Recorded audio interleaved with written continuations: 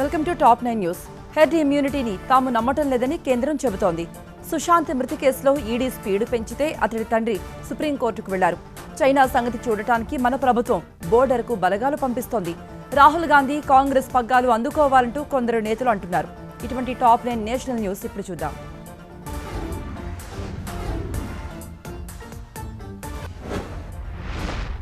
Heard ఇమ్యూనిటీపై జరుగుతున్న ప్రచారాన్ని కేంద్ర ప్రభుత్వం కొట్టేసింది. 132 కోట్ల జనాభా ఉన్న దేశంలో కరోనా నియంత్రణకు హెర్డ్ ఇమ్యూనిటీని ఆప్షన్గా భావించడం లేదని కేంద్ర ఆరోగ్య శాఖ ఓఎస్డీ రాజేష్ భూషణ్ చెప్పారు.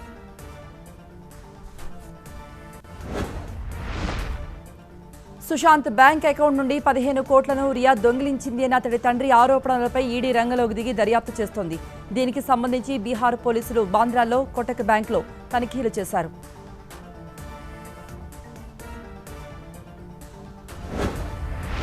సిబిఐ దర్యాప్తు వద్దని రియా చక్రవర్తి చెప్పడంతో సుశాంత్ తండ్రి కేకే సింగ్ సుప్రీంకోర్టులో కేవియట్ దాఖలు చేశారు.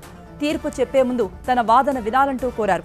అటు తన అన్నపై రియా బ్లాక్ మ్యాజిక్ చేసిందని సుశాంత్ సోదరి ఆరోపించారు. బలగాల ఉపసంహరణపై చైనా వాదనను భారత్ తిరస్కరించింది. ఇప్పుడు లద్దాఖ్కు సైన్యాన్ని పంపించే పనిలో ఉంది. చైనా సరిహద్దు ప్రాంతాల్లో అదనంగా 35,000 మంది బలగాలను మోహరించాలని కేంద్రం డిసైడ్ అయింది.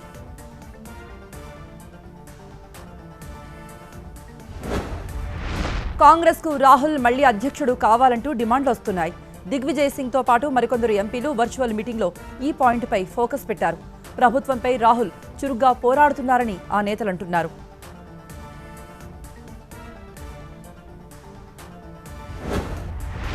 తనకు ప్రభుత్వం కేటాయించిన బంగ్లాను ఖాళీ చేశారు కాంగ్రెస్ నాయకురాలు ప్రియాంక గాంధీ.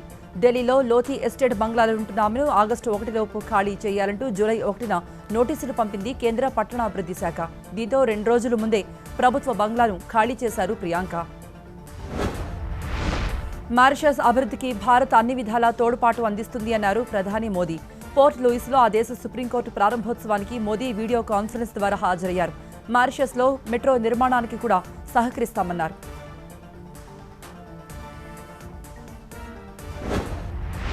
అయోధ్యలో భూమి పూజకు సమయం దగ్గర పడుతున్న వేళ కరోనా కలకలం మొదలైంది. రామ జన్మభూమి కాంప్లెక్స్లో ప్రధాన పూజారి అసిస్టెంట్కు 14 మంది పోలీసులకు కరోనా పాజిటివ్గా తేలింది. దీంతో అక్కడ జాగ్రత్తలు తీసుకుంటున్నారు.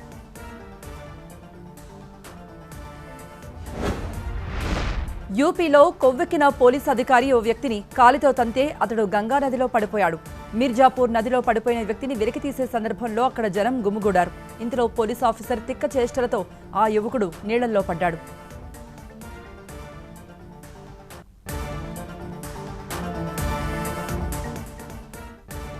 ఢిల్లీ సర్కార్ డీజిల్పై వ్యాట్ తగ్గించి ఇతర రాష్ట్రాలకు ఆదర్శంగా నిలిచింది. ఆయుధాల కేసులో జయా జైట్లీ జైలు శిక్షకు స్టే లభించింది.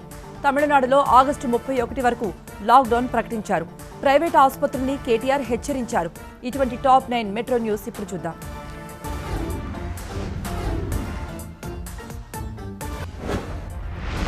వ్యాపారాలకు తద్వారా ఆర్థిక రంగానికి కిక్ ఇవ్వడంలో భాగంగా ఢిల్లీ సర్కార్ డీజిల్పై వ్యాట్ను 30% నుండి 16.75% తగ్గించింది.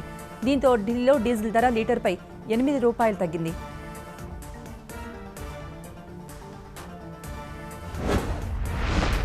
ఆగస్టు 14 నుండి అసెంబ్లీ సమావేశాలకు గ్రీన్ సిగ్నల్ లభించగానే బేరసారాల రేట్లు పెరిగిపోయాయని రాజస్థాన్ సీఎం అశోక్ గెహ్లాట్ ఆరోపించారు. మొన్నటి వరకు 25 కోట్లున్న ఫిరాయింపు రేటు ఇప్పుడు అంతు లేకుండా పెరిగిందని బీజేపీని పరోక్షంగా విమర్శించారు. 20 ఏళ్ల కిందటి డిఫెన్స్ డీల్ కేసులో సమతా పార్టీ మాజీ అధ్యక్షురాలు జయా జైట్లీకి 4 ఏళ్ల జైలు శిక్షపై ఢిల్లీ హైకోర్టు స్టే ఇచ్చింది. ఈ శిక్షను జైట్లీ సవాల్ చేయడంతో సీబీఐ వాదనను ఢిల్లీ హైకోర్టు కోరింది.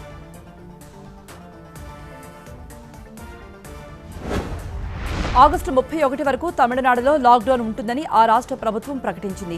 అయితే చెన్నై సిటీ పోలీస్ పరిధిలోనూ కొన్ని ప్రాంతాల్లోనూ ఆంక్షలు సడలిస్తామని తెలిపింది. అత్యవసర నిత్యావసర వస్తువులు ఈ కామర్స్ కంపెనీలు సరఫరా చేస్తాయి.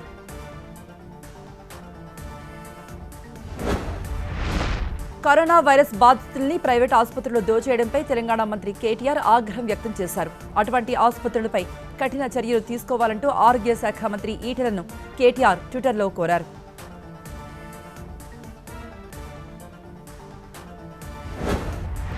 5వ తరగతి వరకు మాతృభాషలోనే విద్యాబోధన అందించాలన్న కేంద్ర విధానాన్ని జనసేన అధ్యక్షుడు పవన్ కళ్యాణ్ స్వాగతించారు.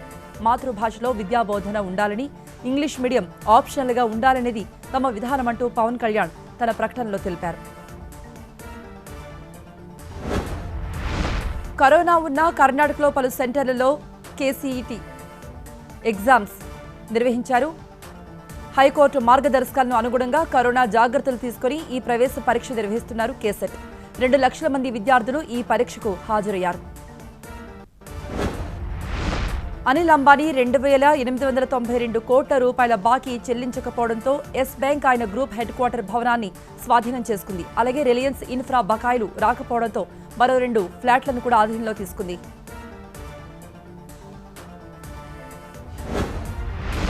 జూన్తో ముగిసిన ఫస్ట్ క్వార్టర్లో రిలయన్స్ ఇండస్ట్రీస్ మార్కెట్ అంచనాలు దాటేసింది. ఈ కంపెనీ 13,248 కోట్ల లాభాన్ని సంపాదించింది. ఇక రిలయన్స్ జియో 180% వృద్ధితో 2,520 కోట్ల నికర లాభాన్ని పొందింది.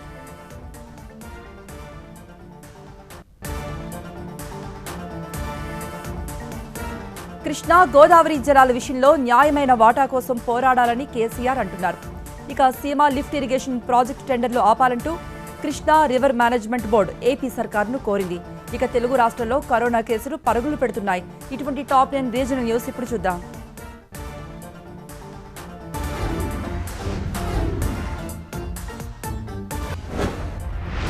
కృష్ణా గోదావరి జలాల్లో తెలంగాణ వాటా కాపాడుకోవాలంటూ ఇరిగేషన్ శాఖ సమీక్షలో తెలంగాణ సీఎం కేసీఆర్ చెప్పారు. జలాల విషయంలో ఎంతటి పోరాటానికైనా సిద్ధమన్నారు. అపెక్స్ కమిటీ భేటీ ఆగస్టు 20 తర్వాత ఉండాలంటూ కేంద్రానికి లేఖ రాయాలంటూ సీఎం నిర్ణయించారు. రాయలసీమ లిఫ్ట్ ఇరిగేషన్ ప్రాజెక్టు టెండర్లు ఆపాలంటూ ఏపీ సర్కారుకు లేఖ రాసింది కృష్ణా రివర్ మేనేజ్మెంట్ బోర్డు. విభజన చట్టానికి ఇది విరుద్ధమని, ఈ ప్రాజెక్టు డీపీఆర్ను ఇంతవరకు ఇవ్వలేదంటూ తెలిపింది.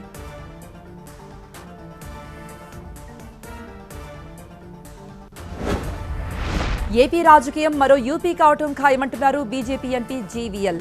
అక్కడ 2 ప్రాంతీయ పార్టీలను కాదని జనం బీజేపీని ఆదరించినట్లే ఏపీలోనూ ఆదరిస్తారని, భవిష్యత్తులో జరిగేది ఇదే అంటూ జోస్యం చెప్పారు. మరోవైపు క్రియాశీల రాజకీయాల నుండి చంద్రబాబు తప్పుకున్నట్టే అంటున్నారు జీవీఎల్. సిద్దిపేట జిల్లా వర్గంలో ఆత్మహత్య చేసుకున్న రైతు కుటుంబాన్ని అన్ని రకాలుగా ఆదుకుంటామంటూ హామీ ఇచ్చారు తెలంగాణ ఆర్థిక మంత్రి హరీష్ రావు. అయితే కొందరు ఉద్దేశపూర్వకంగా రెచ్చగొట్టి అతడి ప్రాణాన్ని బలి తీసుకున్నారంటూ ఆగ్రహం వ్యక్తం చేశారు. దీని వెనుక ఉన్న దోషులను కఠినంగా శిక్షిస్తామన్నారు హరీష్. ఉమ్మడి ఖమ్మం జిల్లాలో అభివృద్ధి పనులపై సమీక్షించారు మంత్రి కేటీఆర్. రోడ్లు, తాగునీరు వంటి కనీస సౌకర్యాలపై ప్రత్యేకంగా దృష్టి పెట్టాలని, మున్సిపాలిటీల అభివృద్ధికి ప్రణాళికలు రూపొందించాలంటూ కేటీఆర్ ఆదేశించారు.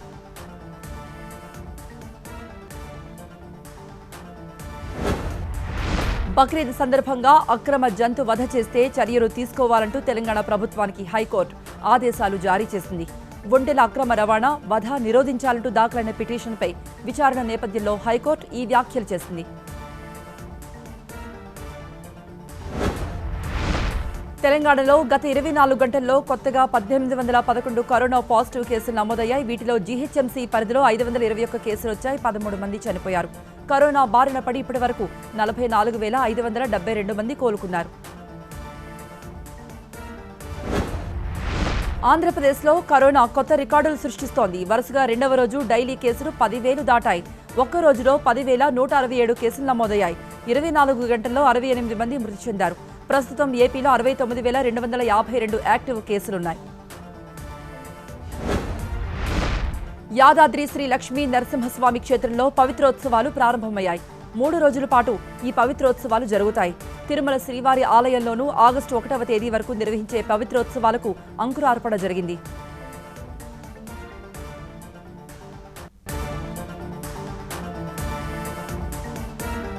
సుశాంత్ మృతి కేసులో సీబీఐ, ఈడీ మాత్రమే కాదు, ఎన్ఐఏ కూడా దర్యాప్తు చేయాలంటున్నారు సుబ్రహ్మణ్య స్వామి. ఇక అమెరికాలో అధ్యక్ష ఎన్నికల వాయిదా తప్పదనే సంకేతాలు ఇస్తున్నారు ట్రంప్. ఇటువంటి టాప్ 9 వైరల్ న్యూస్ ఇప్పుడు చూద్దాం.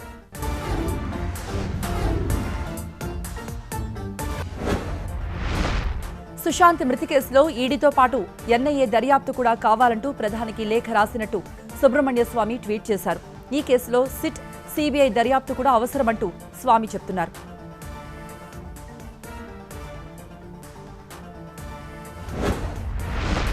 మోదీ దేశాన్ని నాశనం చేస్తున్నారంటూ రాహుల్ ట్వీట్ చేశారు. నోట్ల రద్దు, జీఎస్టీ, కరోనాపై పోర్లో వైఫల్యం, ఆర్థిక వ్యవస్థ, ఉపాధి అడ్డగోలుగా ఉందన్నారు. మోదీపై భ్రమలు త్వరలోనే అందరికీ తొలగిపోతాయంటున్నారు రాహుల్. మోదీ ప్రభుత్వ విధానాలను తీవ్రంగా విమర్శించే కమల్ హాసన్ జీడీపీలో విద్యకు 6% నిధులు అన్న పాయింట్పై హర్షం వ్యక్తం చేశారు. హెల్త్ కేర్కు కూడా జీడీపీలో ఇప్పుడున్న 1% నుండి 8% నిధులు పెంచాలంటూ కోరారు.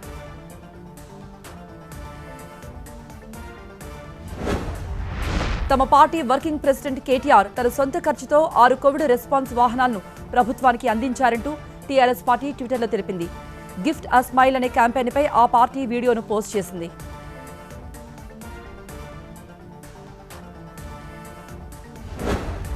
అంతరించిపోయిన ఒక భారీ జంతువు అస్థిపంజరాన్ని రష్యాలోని సైబీరియా ఉత్తర ప్రాంతంలో ఒక సరస్సు తీరంలో కనుగొన్నారు. ఏనుగును పోలి ఉండే ఆ జంతువు 10,000 ఏళ్ల క్రితం నాటిదని భావిస్తున్నారు. గ్లోబల్ వార్మింగ్తో మంచు కరిగి జీవుల ఆనవాళ్లు కనిపిస్తున్నాయి. మనలో కొందరికి మాస్క్ పెట్టుకోవటం చేత కాదు. కానీ ఈక్వెడార్లో ఒక స్కూల్ పిల్లాడు తన పెంపుడు కుక్కకు సైతం మాస్క్ పెట్టి తాను కూడా ధరించి సైకిల్ మీద రైడింగ్ వెళుతున్నాడు. ఈ వీడియో వైరల్ అవుతోంది.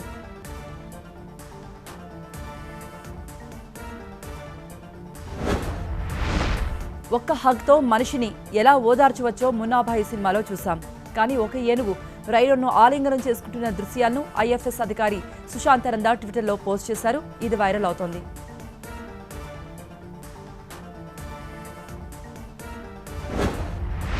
అలోపేషియాతో బాధపడుతూ తల వెంట్రుకలు కోల్పోతున్న తన గర్ల్ ఫ్రెండ్కు గుండు గీసి ఆ తర్వాత తాను కూడా గుండు గీసుకున్నాడు ఒక యువకుడు.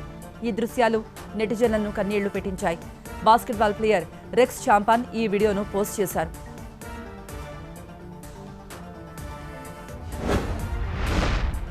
చైనాలో ఒక టీనేజర్ చేస్తున్న విన్యాసాలు ఇప్పుడు వైరల్ అయ్యాయి. ఎక్కడో హాలీవుడ్ సినిమాలో చేసే ఫీట్స్ రియల్ చేస్తున్న వైనం జనాన్ని అవాక్కయ్యేలా చేస్తోంది.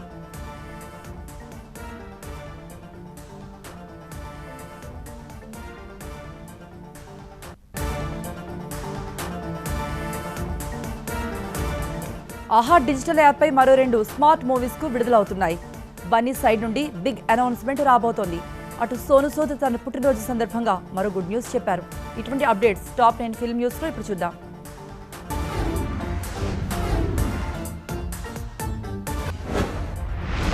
ఆహా డిజిటల్ డయాస్ మీద శుక్రవారం విడుదల కాబోతోంది ఫోరెన్సిక్ క్రైమ్ థ్రిల్లర్ మూవీ. ఇది వేలి ముద్రలు, DNA వంటి ఆనవాళ్లు క్రైమ్ కంట్రోల్ డిపార్ట్మెంట్కు ఎలా దోహదపడతాయో చెప్పే మూవీ ఇది.